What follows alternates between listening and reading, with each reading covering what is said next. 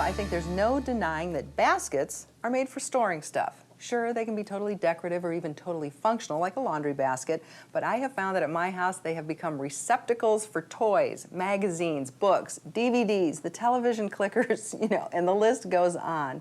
Now, they do have one small problem, though. If you're trying to store anything fibrous in them, they can easily ruin what you are storing. So make all those baskets you have around the house suitable for storing scarves, sweaters, towels, or any fabric. You need to add a fabric liner for protection. And I'm going to show you how easy it is to make them. Now, this one is my basket from home, and I currently have a very colorful summer lining on it. But for you, I'm going to demonstrate another summer lining that would work for all of the patriotic summer holidays. Now, this good-looking red, white, and blue fabric is actually several different plaids pieced together to create kind of the look of a quilt top, and I think it's going to make a really fun summertime cover.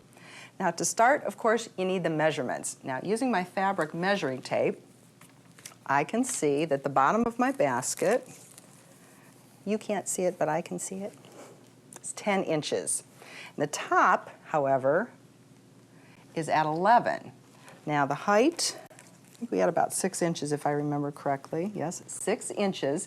But I need to consider this overlap, of course, because I have, can you see it here?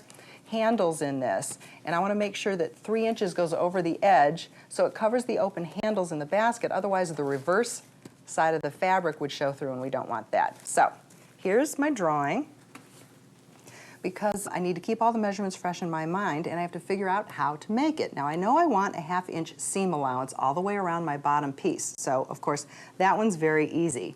It's going to be 11 inches square.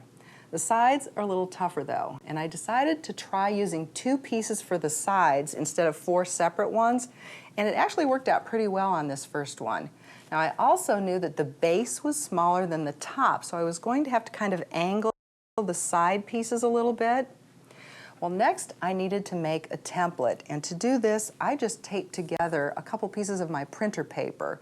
But I have been known to use paper towels. They work great because you can pull them out and you get a nice long strip, or brown paper grocery bags work real well too. So use something you have around the house that you're getting rid of anyways.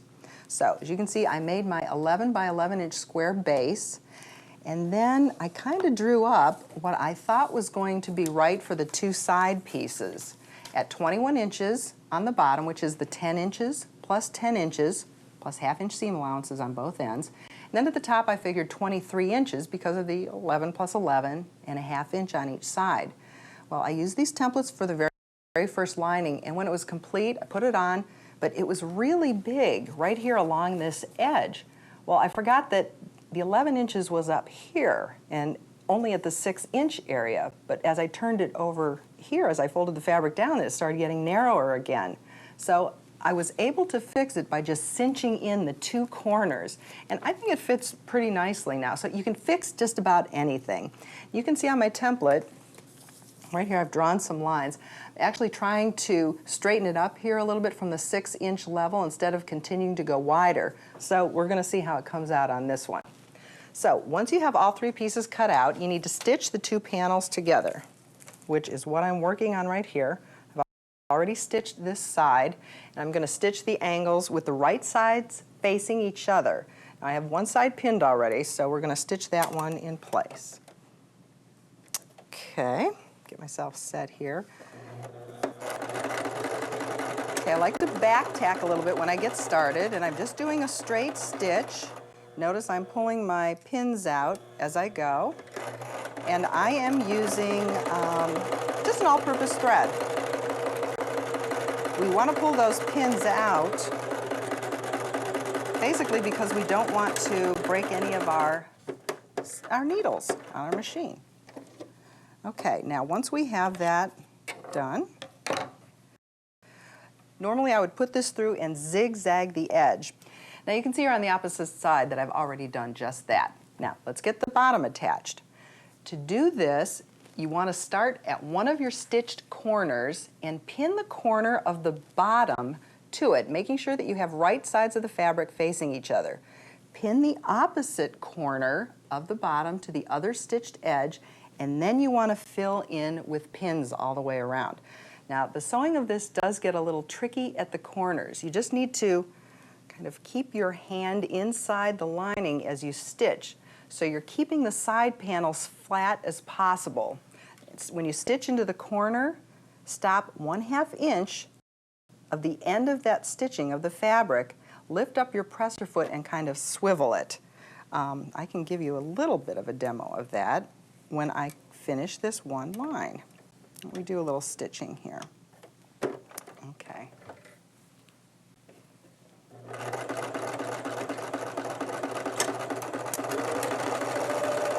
So my hand is in there holding it very flat.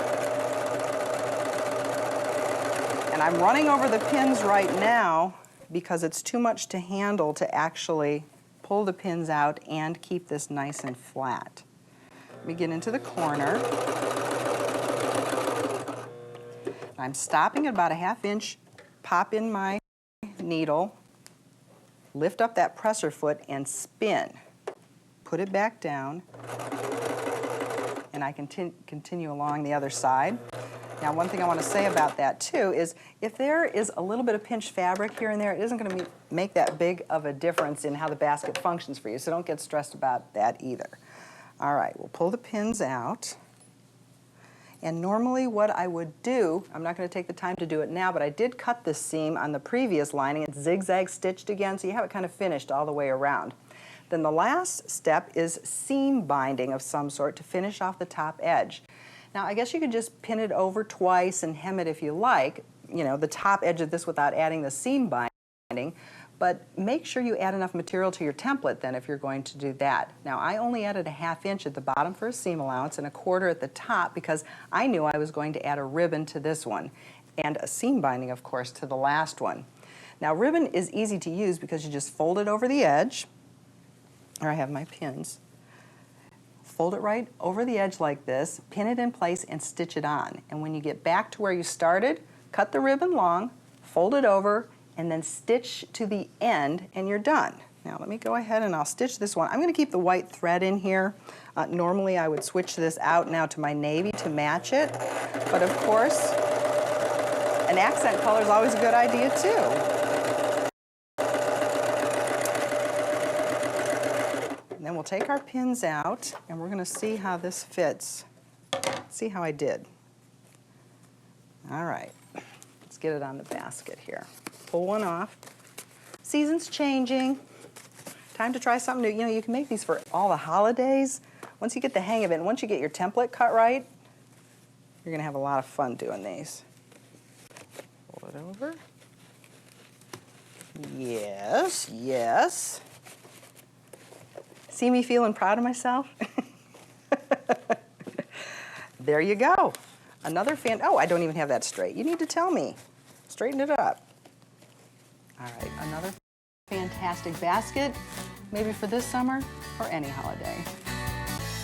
For instructions for today's projects, plus great decorating ideas and do-it-yourself home projects, plus recipes, kids crafts, sewing projects, and more.